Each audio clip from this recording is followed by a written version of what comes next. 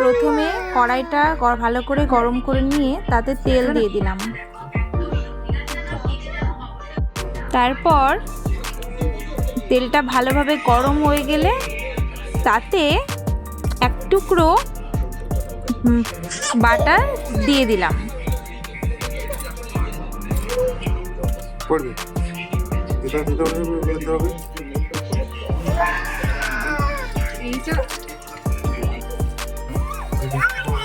পনিরগুলো ভালোভাবে ভেজে নেব।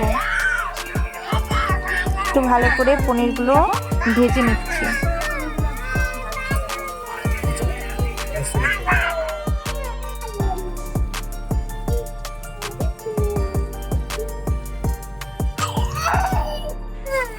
পনিরগুলো ভাজা হলে পনিরগুলো তুলে নেব একটা থালাতে।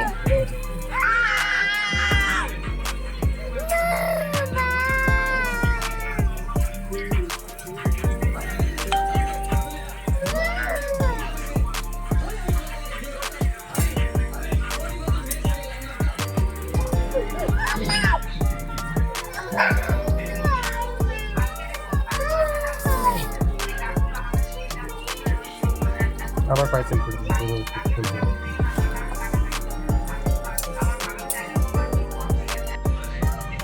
তারপর সেই তেলে 5 ফোড়ন দিলাম। তারপর একে একে আলুগুলো দিয়ে দিলাম। আলুগুলো ভালো করে ভেজে নেব।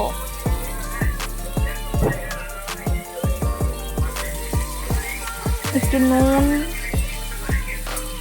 নুন একটু হলুদ দিয়ে দেব।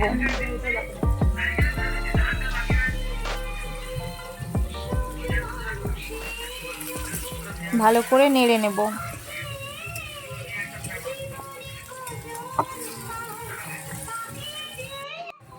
তারপর আলুর মধ্যে টমেটো এবং কাঁচা লঙ্কা দিয়ে দেব।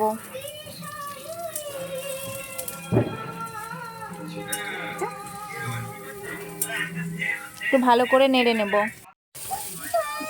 মটরশুঁটিগুলো দিয়ে ভালোভাবে নেড়ে নেব। ভালোভাবে মটরশুঁটিগুলো দিয়ে নেড়ে নেব।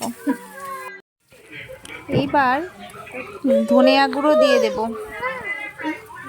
ধনে গুঁড়ো এবং জিরে গুঁড়ো দিয়ে দেব।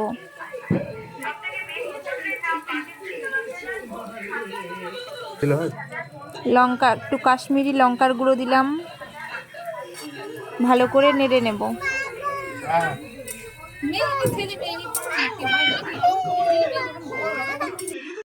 ভালো করে নেড়ে একটু ভালো করে কষিয়ে নেব।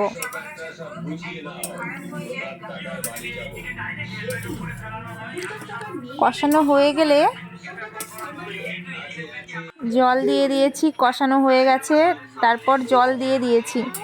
একটু ভালো করে নাড়াচাড়া করে নেব। ভালো করে নাড়াচাড়া করে হয়ে গেছে আমার মটর পনির তরকারি। এবার আমি নামিয়ে নেব কড়াইতে, গামলাতে। তৈরি হয়ে গেছে আমার মটর পনির। এবার আমরা সার্ভ করব।